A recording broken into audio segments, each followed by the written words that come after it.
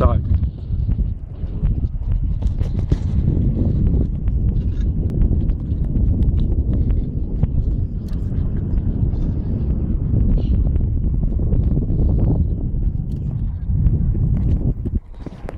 Ale wysoko, nie? Mama, uśmiech.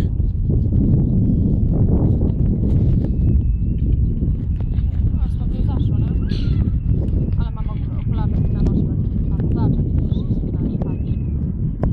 A co?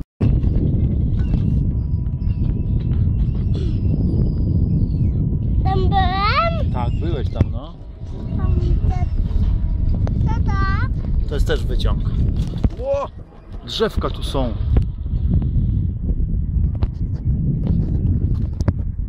Ej! Gdzie teraz jedziemy? Na obiad. Do naszego pokoju, no. O, tam jest kościółek, co byliśmy w nim.